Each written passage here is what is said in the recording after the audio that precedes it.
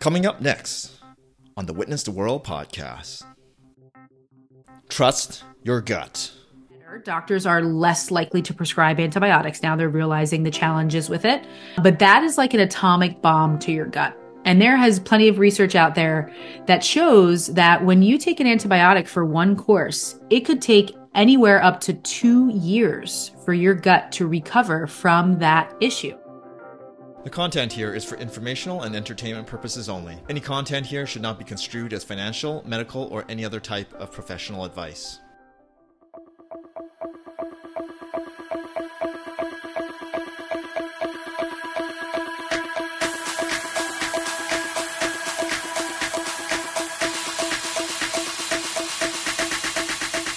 Good day, everyone. Welcome to episode 29 of the Witness the World podcast.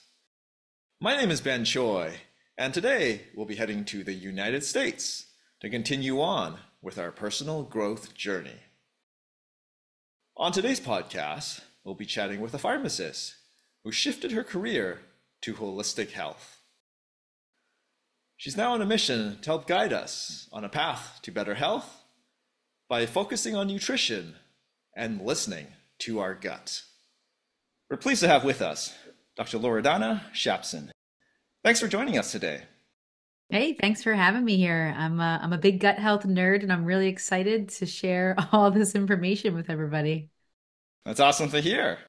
So, Dr. Loredana, you have been on quite an interesting journey, and you have an interesting background. You started out in what some would call Western medicine, and now you find yourself in alternative health. So if there's someone out there that could really understand the pros and cons of both sides, I'd imagine it would be you. From what I gather, it was a series of health challenges that started on this healing path, and it seems like you've never looked back. So to start us off, could you please share a bit about your origin stories from your early health battles, how you got into pharmacy, and how you became the gut health expert that you are today? So, very interesting story. So, when I was about 17 or 18, I got diagnosed with high blood pressure. And at that time, I thought, wow, I'm so young. Why me? Why does this happen to me? So, I then pursued a career in pharmacy thinking, I'm going to get into Western medicine. I'm going to figure this out for myself and understand heart health. And so, I got into pharmacy school. During that time, I had some other issues that were related to my gut. I suffered from constipation most of my life. And then in college, my doctor had put me on an antibiotic for acne. And that was a big thing that happened back then. I was on it for about 3 months. And then I developed severe abdominal cramping. I had very loose stools and like sense of urgency and pain while I was in pharmacy school. And at the same time, I was like, wow, what is going on? So it was really my health challenges that brought me into it. And then as I progressed through my career as a pharmacist, I really just noticed some patterns working in the field.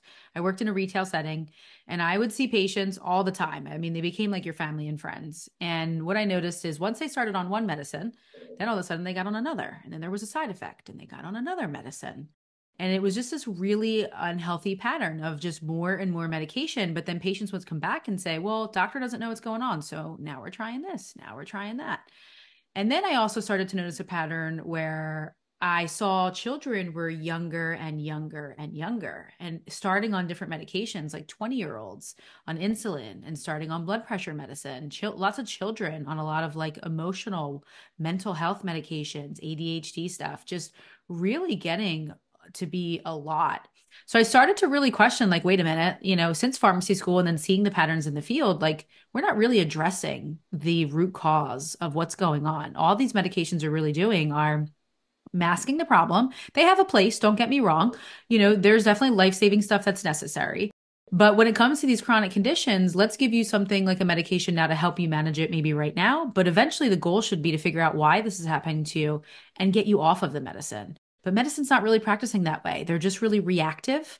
When something is wrong, they come in and try and fix it with a medicine or they cut it out with surgery, and that's it. They're not really understanding the body. So that was a big driver for me to put me into my holistic health space and understand nutrition and how food and supplements and what we're doing affects our health negatively. during this time too, my gut health still was an issue. I had those loose stools. I started to actually go back to constipation eventually. And then I started to bloat where I would just be unpredictable. No matter what I ate, my belly would distend and I couldn't find out what was going on. Went back to a doctor at that time. He put me on an antibiotic.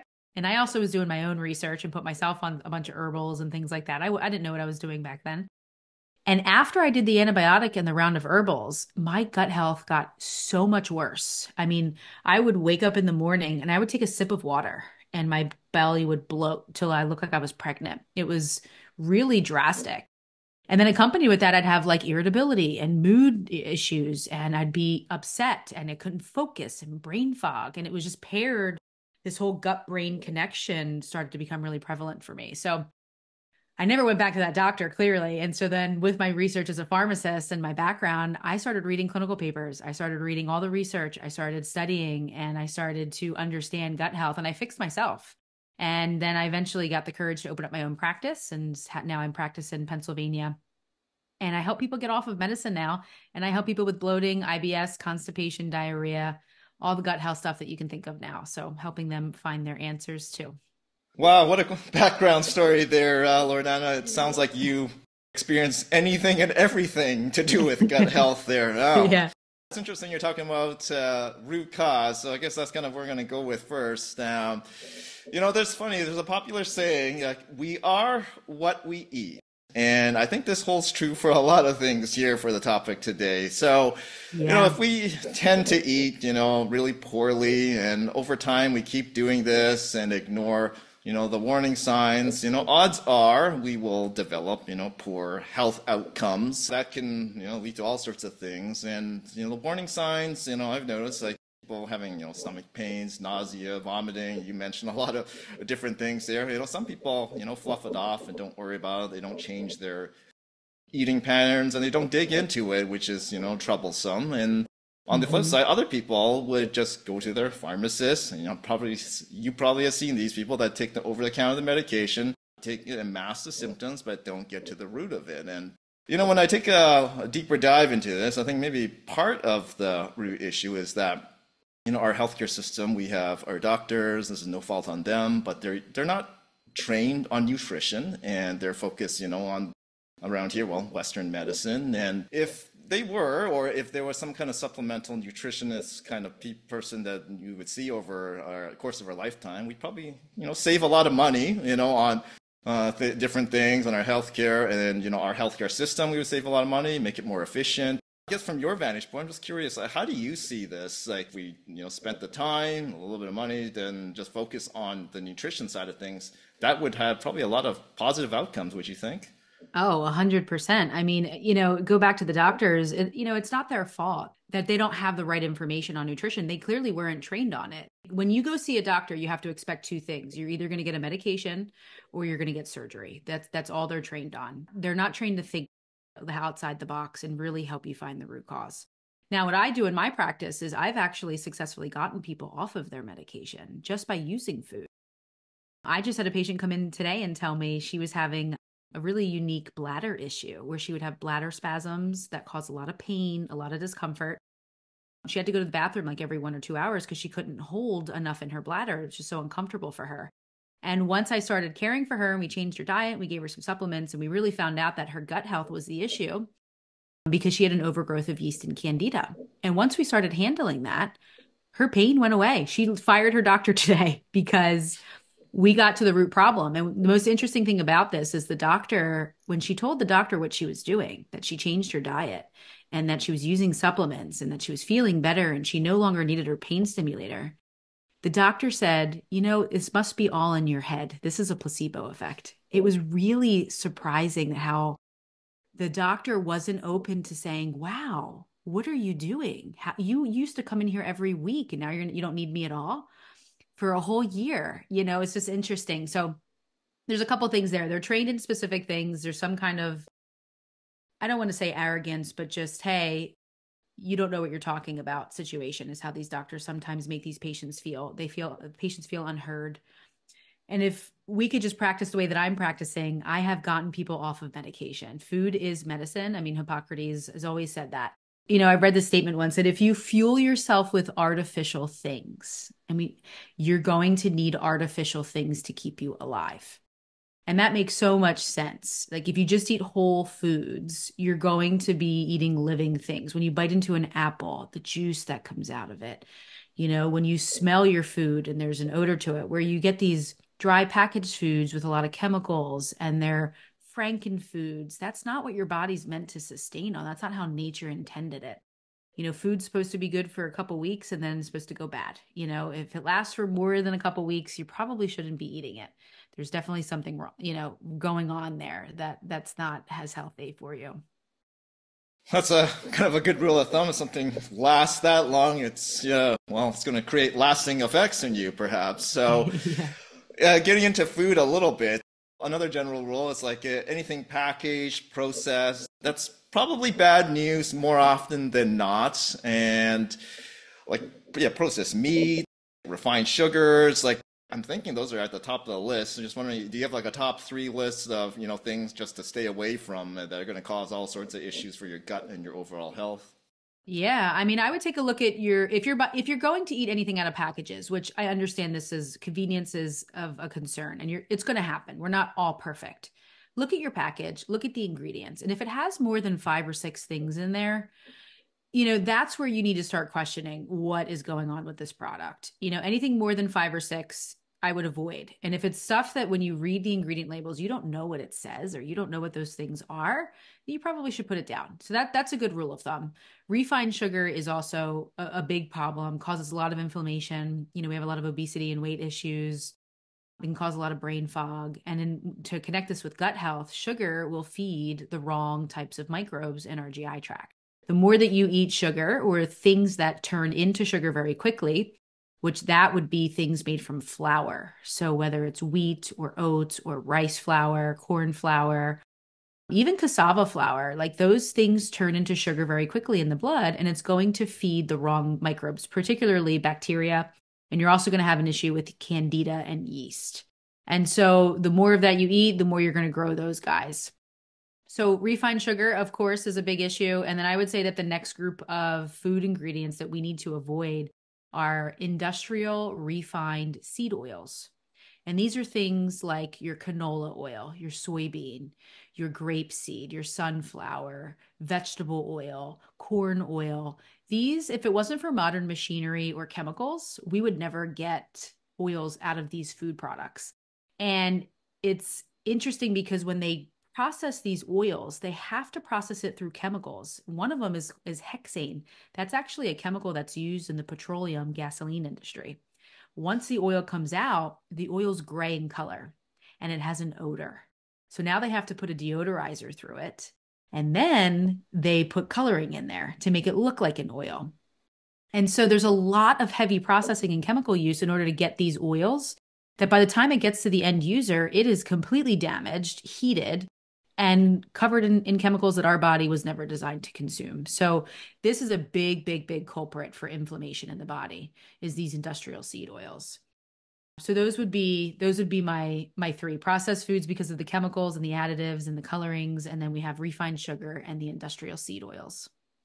So, yeah, we mentioned about like foods. Yeah, I mentioned about, how to cook the foods in, better the oils to avoid. But what about, the way our foods are, transported and delivered? So, one thing is bottled water. And, like I've done some research, looking into, how like microplastics are in these things and over long use of consumption of these things that gets in your body, cause all sorts of issues. And I mean, I know for me, like I cut out, the plastic bottles. I use like, the stainless steel bottles.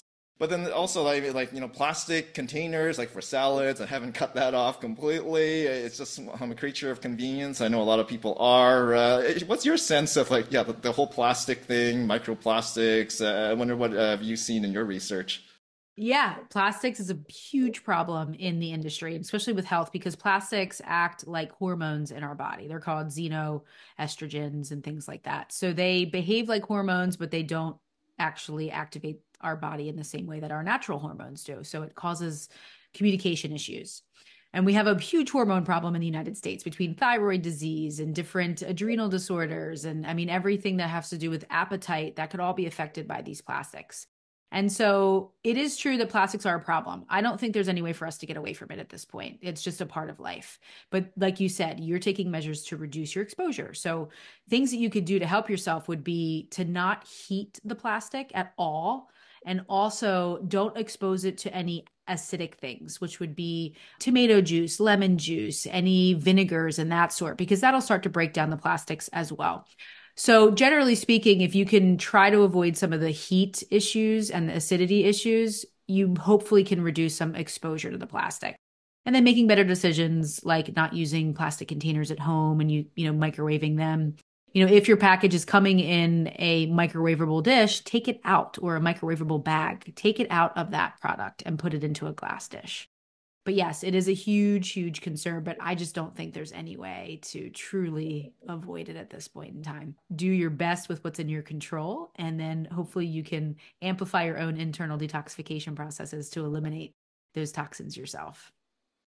Those are great tips, Dr. Loredana. So just try to mitigate as much as you can, and yeah, just do your best, and then supplement that with maybe getting some advice from your local nutritionist, perhaps.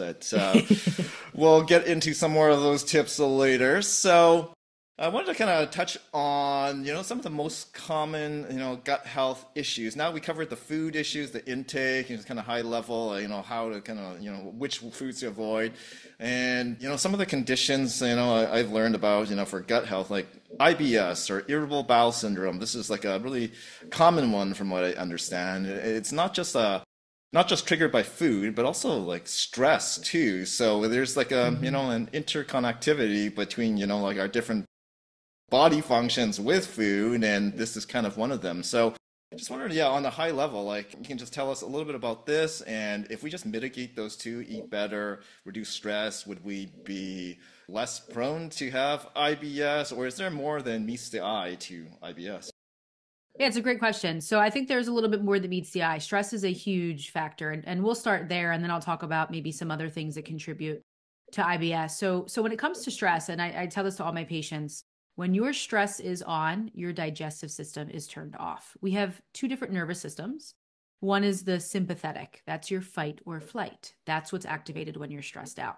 Your body is worried about sending energy to your lungs, to your heart, to your eyesight, to keep you focused, to keep you alive and in survival mode. Our other nervous system is our parasympathetic nervous system, and that one is called our rest and digest nervous system. It only functions when we're calm, we're quiet, we're comfortable. And so I find that a lot of people, we could do things differently on a day-to-day basis to support our gut health with how we eat. And when we eat is very important. And so a lot of people I find they eat rushed. They eat on the go. They'll eat standing. They're in their car. They're walking. They don't actually appreciate the time that it takes for your body to register that food's going to come down the hatch and go into your stomach. So lifestyle changes that we can do to help calm our stress levels down so that we can break down our food better is to sit down to eat. Chew each bite 20 times. By the time your food signals come from your mouth and hit your brain, your body's going to say, oh, wow, there's food coming down the hatch. It's going to send a signal to the stomach and say, stomach juices, you need to start releasing. Talk to the digestive system to prepare that process. So it should generally take you about 20 minutes or more to eat your meal. And I bet you on average, everyone's scarfing down their food in about 5 minutes, maybe 10 if we're lucky. So that's one thing we can really start doing is when you sit to eat, please sit, calm down, take a couple deep breaths and relax into like, okay, I'm getting ready to eat now. Chew your food and take your time. And that can help calm your stress levels down in that moment. Breath is powerful, so don't underestimate that. And I want to give you an example of that. Imagine you're driving a vehicle, you almost get into a car accident. I mean, instantly your hands lock up, your eyes get really big, your heart starts to pound. You're in sympathetic fight or flight nervous system. It happens in a split second. In the same way that we can go into sympathetic and that fight or flight, we can bring ourselves back down into rest and digest. And it's as simple as taking a couple deep breaths. So I always tell people maybe 3 seconds in, you can pause at the top, Your exhale should always be longer. So that would be either 4 to 6 seconds, but your exhale needs to be longer because that's the exhale that tells the body, I'm relaxing now. Okay. So do that before you sit down and eat. So that's the whole stress connection. Absolutely huge part. Those are some measures people can apply today. Now, when we talk about some other things that's kind of out of our hands, right? IBS is right now, the statistic is about 1 in 5 people. They even say it could be even more than that now, 1 in 4. Where IBS, to describe for people who are curious, are conditions where you might have bloating, acid reflux, nausea, vomiting, abdominal cramping, constipation, diarrhea. These are your typical kind of gut symptoms, but there's also some other symptoms that aren't related to the gut. Well, we can go into that later. But just so people could identify IBS, what is causing it in our day to day? What are we doing in our lifestyle? I think the first problem that we have is antibiotics is the biggest issue. And this is antibiotics that we get from our doctors when we get sick every season. It's been better. Doctors are less likely to prescribe antibiotics now. They're realizing the challenges with it. But that is like an atomic bomb to your gut. And there has plenty of research out there that shows that when you take an antibiotic for one course, it could take anywhere up to 2 years for your gut to recover from that issue, because antibiotics are killing the bad guys, but then they're also killing your good guys. And the guys that are left are the strong and ugly and mean ones. And they're the ones that can cause a lot of those issues. So on top of that, too, when you take an antibiotic, you're killing the bacteria. And what that does is it creates an imbalance now in our gut. And now our fungus and our yeast overgrows. And this happens to a lot of women. When they take an antibiotic, they get a vaginal yeast infection and they have to take another pill to bring down the yeast. And that's because this imbalance has created. It's like almost like your police force kind of went away and now the fungus comes out to play a little bit more, right? So no one's watching them. So this is where the gut imbalances start to occur. So antibiotics that we get from our doctor, but then we also don't realize that we're getting antibiotics in our meat supply. About 70% of the United States' delivery of antibiotics goes to raising animals because they're not raised in healthier environments. They're confined too close together that they need to give them these medications. So my recommendation there is to find a local farm, get grass-fed, pastured, and organic meat, because if it's organic, it is illegal to use antibiotics in that food product. So that's a measure that everybody can take now, is to find a local farm. And so there's a bunch of places that you can look up around you. So that's antibiotic story.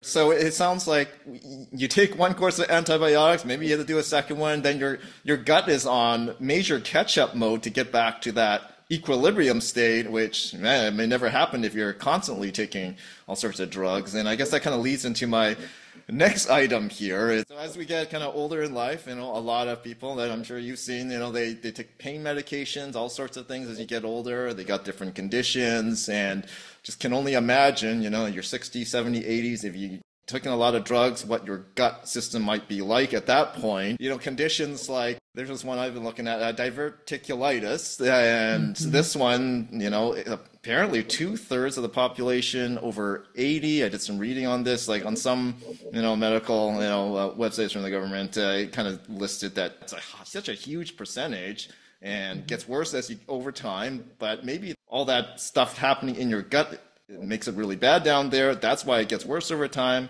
Am I kind of connecting the dots there, or is there more to it? Yeah, absolutely. I mean, let's talk about like the importance of why we need our gut bacteria and the microbes that balance. Like, what do they do for us?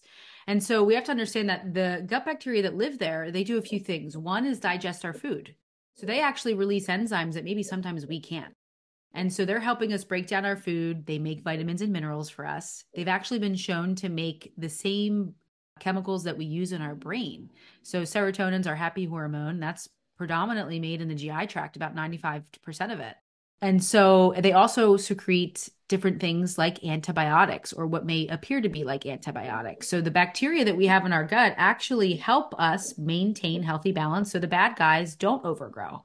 So they help our immune system a lot. So they have a really big function. And then probably to help you connect this with the diverticulitis that you mentioned, was these gut bacteria, one of their responsibilities is to maintain the lining of our GI tract. And this lining is only tissue paper thin. And what its job is to be like a gatekeeper. And it says, I'm going to keep all the trash and the toxins out and excrete it as stool, or I'm going to absorb you through the cell and we're going to take you into the bloodstream, whether it should be nutrients. But what's happening is if we don't have the right balance of bacteria, this gatekeeper wall becomes compromised, and we call it leaky gut syndrome.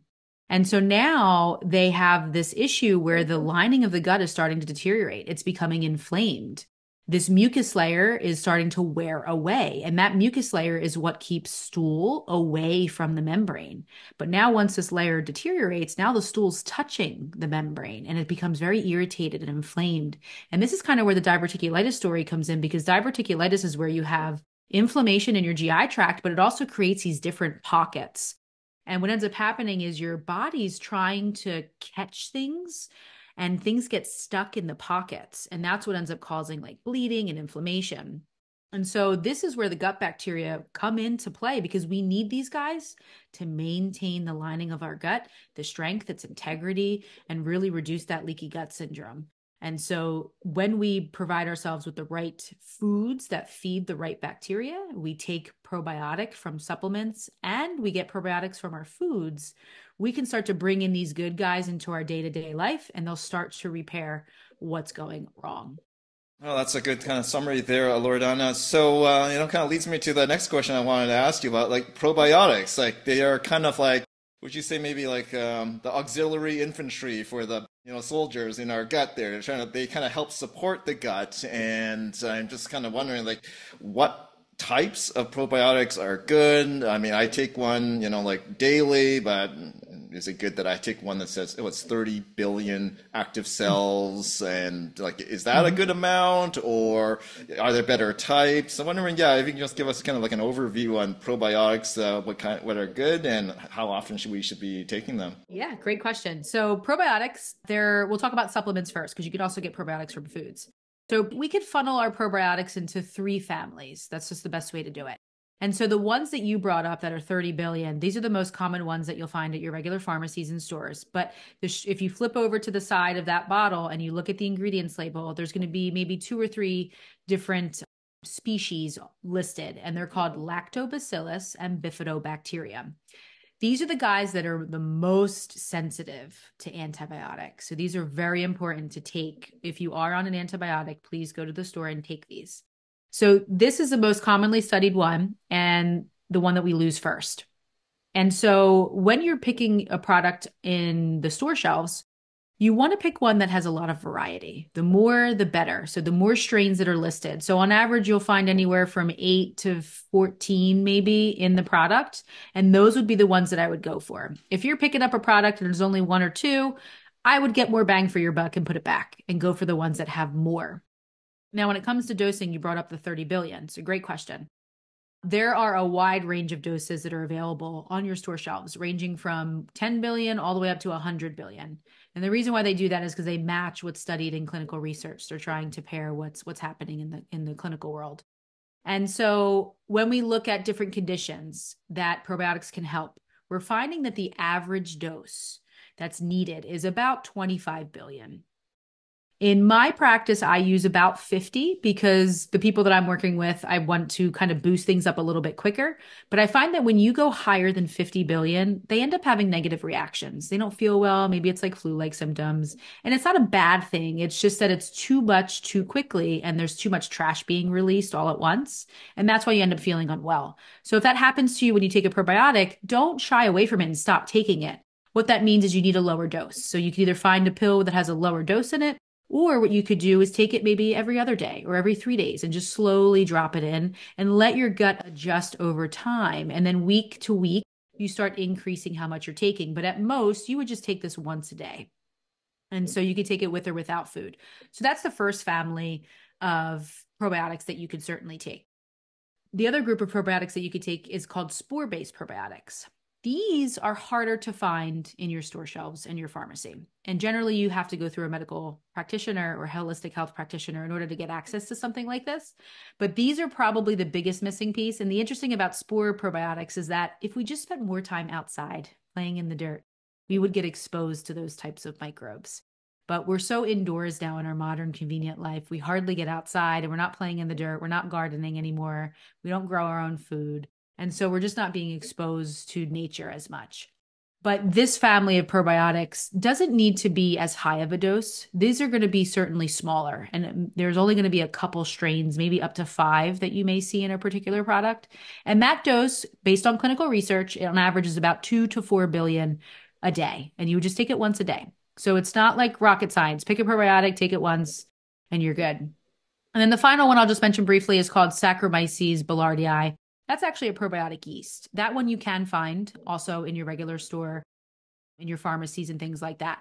It's not my first go-to, but this one's great and has a lot of data in patients who have SIBO and have a lot of diarrhea and a lot of abdominal cramping. And especially after antibiotic use, that's a really great one to add in to prevent issues that way. And so that dose is a little lower too. So that's about, that one's measured in milligrams. So you can be around 500 milligrams, 750 milligrams for that. Once a day is usually good enough. And then when you talk about how long should you be on these probiotics? So we talked about the 3 types. My favorite are the first 2 that I discussed, and you take them once a day. Clinical research is showing that the peak benefit is at about 2 to 3 months of taking the probiotic. You start to gain benefit. And why this is important is because a lot of patients will come to me and they'll say, oh yeah, I took a probiotic for a couple weeks. I didn't really notice a difference, so I stopped it. And it's like, well, you prematurely stopped it. You didn't even give it enough time to work. So my rule of thumb with my patients is 3 months minimum. They're on it every single day. And we even have some clinical data, especially even in like skin conditions in children and different immune infections for vaginal infections in women. We see that the longer you're on a probiotic, like 6 months or up to a year, the more benefit that you can see. So right now I'll start my patients on every day for 3 months, and then we'll go to every other day thereafter just to kind of maintain the supply. Interesting. Yeah, that's a fantastic overview, Loredana. So, we're talking about, people popping pills and then we're popping probiotics. But what about like vitamins? Because I take some, I know a lot of people take some because some of the foods that we have, maybe they don't have a good mixture of the, nutritional content that we need.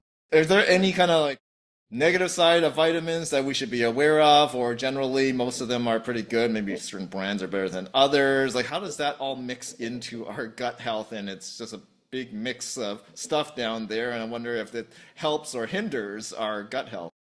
Yeah, so that's a great question. So I would say that if you fix your gut health, you probably need less vitamins because you're digesting your food properly and you're also having the bacteria there to make your own vitamins for you.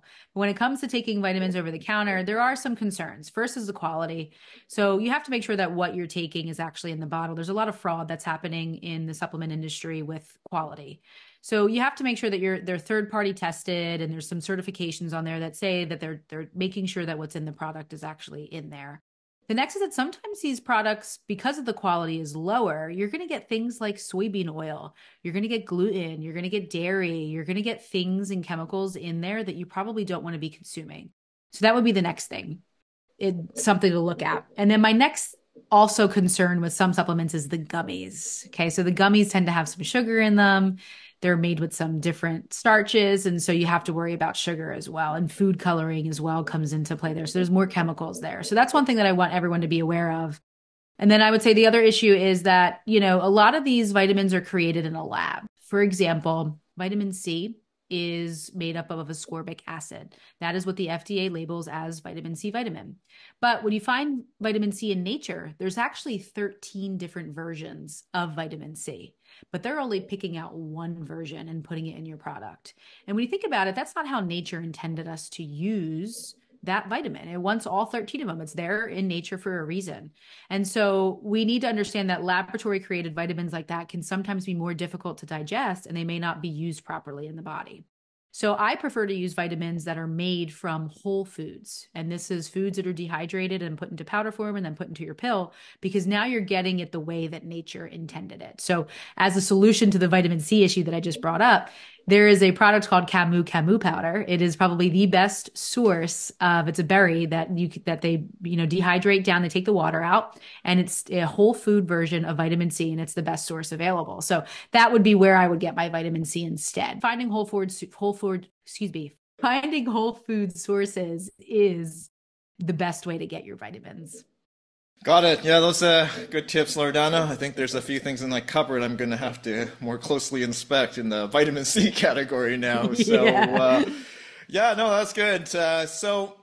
Part of, when someone's deciding to go on this journey to, discover what issues they have with their body, some people have used these things called like food sensitivity tests. Happened to be one of them. I did the test like twice actually, and it helped identify some things and kind of I guess give me some data points on what kind of things that I kind of thought had issues with. Dairy was one thing I had issues with, and and lo and behold, I did the test. There's a lot of indicators that said dairy type items. Yeah, it was kind of like not good for me.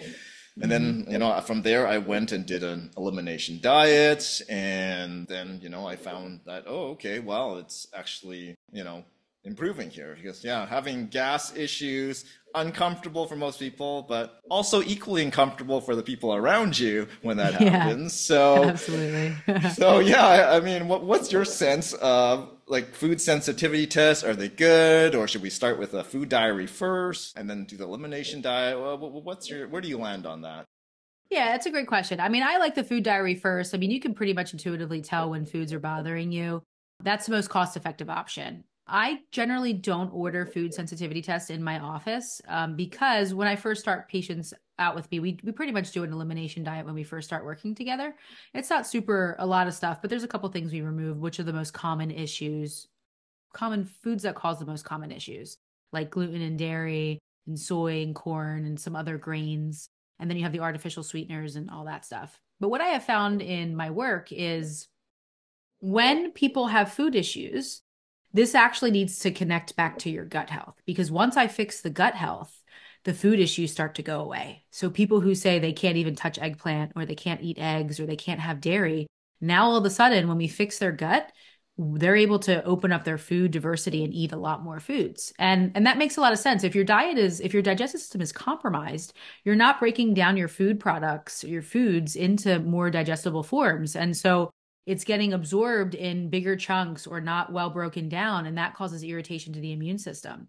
So once we fix that digestive issue, now you're breaking down your food properly. Now, to connect you with your dairy thing, there's actually research out there that shows that people who are not able to tolerate dairy, once they fix their gut health, they can hopefully and possibly may digest dairy again after that. And we found out that the bacteria in our GI tract will actually make an enzyme that will break down dairy for us. And so I have had patients when they started working with me would be crippled eating cheese or dairy, cramping, pain, diarrhea, gas, like you mentioned. And then, it would be a couple weeks later, maybe 6 to 8 weeks later, we're starting to do our work and they'll say, okay, so I had a birthday party and I went out and I had ice cream and guess what? I didn't have any stomach pain. Like it was amazing. And they're so excited because they can bring food back. And I say, oh, that's amazing. Now don't go eat it every day, but this is a good sign that like, hey, you can enjoy some treats here and there. Let's keep doing our work and then we'll see how much more your body can tolerate with that. So it's really exciting that when patients start with me, they do have a lot of food restriction, whether they took a test to tell them about their issues or they did a food diary and they just pay attention to how ill they feel after eating certain foods. And then as we work together, all of a sudden they can now eat everything again. So take a look at your gut would be my first thing. And then you can maybe spend the money on your food sensitivity test. But I prefer to look at you as a person and look at your symptoms first before I order any kind of lab test.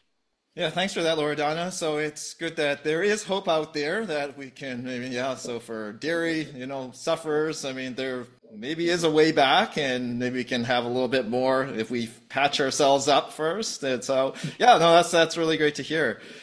I want to kind of pivot over now to, this new weight loss craze that the world has been talking about, weight loss drugs, Ozempic, and there's a lot of other ones out there too. And now that I've learned, a few more things about you about gut health, drugs, and different things there, just wondering, I wanted to get your kind of perspective on these latest treatments out there can market it as almost like a miracle cure in a sense. And from what I can tell, like there's people there that have got off these drugs, and then they've gained their weight back like quite quickly and then some. And some people have had all sorts of other, stomach related conditions and that sort of thing here. So it sounds to me that a lot of like the benefits are being marketed way more than and then the risks are just not really being talked about as much, and that's kind of a real problem. And this is a very new drug, so we don't really have a lot of long-term data points on how well people will kind of do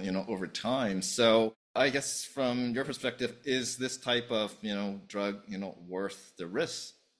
Yeah, great question. Everyone's always looking for the next best weight loss pill. And unfortunately, here's another one that is just showing that it's not the fix for the long-term issue, right? So when it comes to these things like Ozempic and all those shots and Mounjaro and Wegovy, all those things that they're marketing now, what they're doing is they're giving us a peptide hormone that we make within our own body. But the difference is when we eat foods and we get the signal that we're full or we had enough, our body releases this to tell us, hey, don't eat anymore, we're done.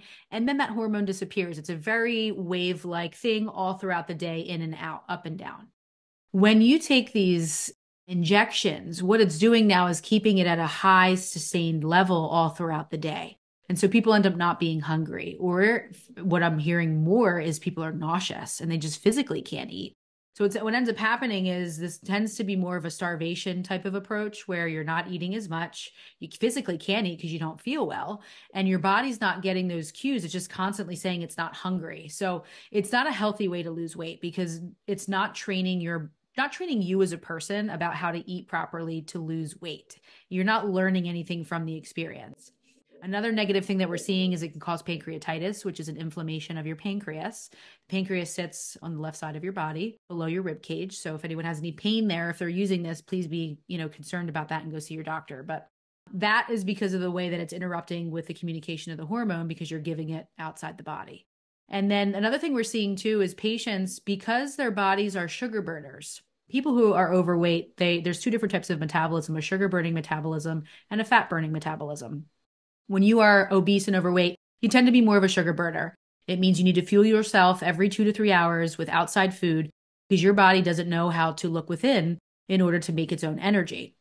And so we tend to grab the quick things like floured products and refined sugars to fuel that. And so when you start this product, you haven't switched your metabolism. You're still a sugar burner.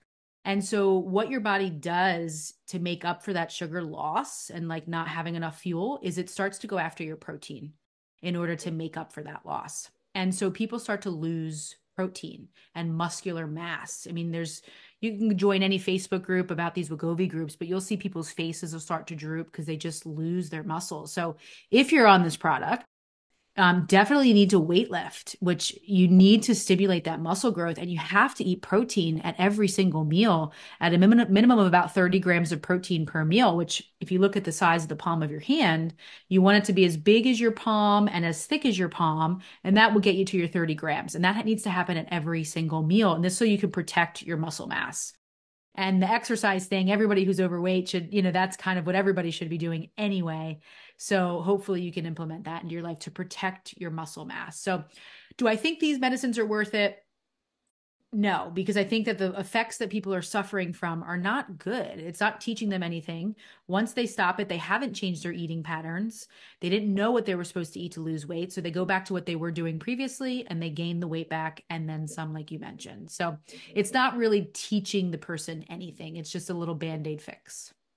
I see. So it's almost like, let's say I had gas issues, I go, the over-the-counter drugs and just to deal with that. Like it's again, another Band-Aid temporary fix. So Yeah. interesting. So, one more question for you, like on the, medication side, you've obviously encountered a lot of medications over your life there, being a pharmacist, and, anything that new that comes out, like do we have to kind of like just pause for a moment, say, hey, this is a new thing. We don't have the data points to really assess, whether it's good or bad. Yeah, there studies, FDA approved and all that sort of thing out there. But I don't know if you have like kind of like a general rule, like you see a new drug out there to address a certain infection or different things, or in this case, weight loss. Like, should we wait 5 years before and just let the kind of, let things settle a bit before anyone even thinks about trying something new and improved, I guess. What are your Yeah, thoughts? yeah, it's a great question. This is my personal preference. I'm never an early adopter. I never buy the latest and greatest first new thing because I always know that the second generation is going to always be a little bit better. So I'd rather wait. But yeah, I would say that definitely waiting is important because when they do these clinical trials, it's very interesting. They only study them, and I'm just going to use some rough numbers. It could be 50,000 people or, maybe if that. And then they bring it out to the population. Now you're hitting millions. It's such a different drastic study population and they don't have all the data. Another thing is a lot of the times when these drugs get submitted for approval to the FDA, all they're submitting to the FDA is their results and their analysis and their discussion. And the FDA says, oh, okay, great. This is wonderful. You can pass this drug. They actually don't send the FDA the raw data to look at the information to make sure that the statistics are actually correct. They're actually just taking the word of the pharmaceutical industry. So that becomes a little bit of bias, right? You're letting these people do their own analysis and come up with their own results and having their own scientists give you the information that now you're going to approve without double checking it. So there's a lot of behind the scenes things that we need to be cautious about when it comes to new drug approvals. And then another thing to think about is a lot of these drug approvals and these new drugs that come out, we call them Me Too drugs. It's why if you think about cholesterol medicines, there's over like 6 or 7 different cholesterol medicines. They're another Me Too drug. And they'll usually change something in the molecule so that it maybe metabolizes different or lasts longer in the body, but it doesn't really do much different mechanisms. It's not like a novel new treatment. So we have to be careful of that too. Is this another Me Too drug or is it actually a novel new treatment with a new mechanism and actually can validate some new treatment protocols? So we'd have to be cautious about that. But I would say wait, number one, let the data roll out with other people trying to use it, see how people respond, do your research, and then also, questioning, is this a Me Too drug? Is this something that already exists out there and they're just baking it into another brand name to make it expensive, to make money? Because we have to remember that pharmaceutical companies are for profit companies. They have stocks, they have shareholders, they have deadlines to meet, and we have to really take that into consideration when they're releasing these drugs. I think it's a really good point, and I think just to supplement that is that the FDA. I mean, some of the funding that they get is from the pharmaceutical industry. So Yeah. perhaps there's some common interests there, and which makes it fall on to us everyday people. We have to really do our own research and seek out the information for ourselves, and do that even more so today. Yeah, Yeah. great point there. Yeah, I think it's over like 50 or 60% of the FDA and even the WHO, the WHO is funded from pharmaceutical companies and that's a bias right there. That's not something we need to be cautious of that. So I guess, when we take a step back here, heard a lot of interesting things here today. It's like if something's too good to be true, maybe just take a step back, like you say, and just Yeah. pause and, kind of see the landscape for it. And when it comes down to weight loss, maybe it's the old-fashioned way, diet, exercise, checking, how you're eating, what you're eating, the amount you're eating, and then maybe seeing your local nutritionist is probably not a bad way to start that journey to better weight loss, would you say? Yeah, I would say that's a perfect way to start. Get rid of the processed foods, get rid of the things made from flour and white stuff, and just go back to eating whole foods. I always recommend people start with the paleo diet. It's a really great place that gets rid of it, just goes back to eating outside around the outside of the grocery store. And that'll do you so well if you follow it for a couple weeks. So we covered a lot of great stuff, Loredana, and as we kind of wind up this podcast, I always ask my guests a two-parter question to close. So here goes. What are you most grateful for, and what are you most looking forward to in the future? It's a really good question. I would say I am most grateful for my family and my friends. Definitely social support is a huge part of my life. I grew up in a little Italian family with my aunt across the street, my great aunt on the corner. And I have a wonderful group of friends that I could call in a second and they would be at my doorstep if I needed them with any problems. And so one of the things that we look at health, we always think that health is also just like nutrition and exercise, but we also have to think about health as emotional health as well. So having a support system, having family and friends, having laughter, And so I'm blessed to have a lovely community of people around me. And so that would be what I'm most grateful for, because I wouldn't be here today without them. So that's my number one. And then what am I most look forward to? I guess my own journey in starting my own family. So I'm currently pregnant actually right now. And so we're just going to grow our little family and start raising some more awesome humans that can provide good to this universe and also be a support system for others. So that's what I'm most looking forward to. That's awesome. Hey, and all the best to your little one on the way. And yeah, I'm curious to hear, your stories moving forward. So yeah, Yeah. that's really great, Loredana. So if people want to know more about you, where can they find you? Yeah, great. So my website is lifemodsolutions.com and all of my social media handles, whether it's Instagram, YouTube, Facebook, TikTok, is at lifemodsolutions. And my YouTube page, I would definitely go check out right away because there is some free gut health information. I post a bunch of times a week. And so you can start fixing your gut health right away. Read all of my copy and all of my posts because there's more tips outside of the video. I also offer an online course that people can take that's called Bye Bye Bloat and IBS. And so you can, from the comfort of your own home, using your own cell phone in under 5 to 10 minutes a day, you will learn what you need to do to start fixing your gut health and get access to the supplements that I use with my patients and get a timeline for how long it's going to take to heal. So very easy to follow. Thanks, Loredana. So we'll be sure to add those details to our show notes. So that's a wrap for episode 29. If you like this podcast, please give it a thumbs up or hit the subscribe button below. If you didn't like this podcast, give it a thumbs down, but please do tell us why with a comment below. If you have any other comments, feedback, or suggestions, you know what to do. Thanks for joining us, and namaste, everyone.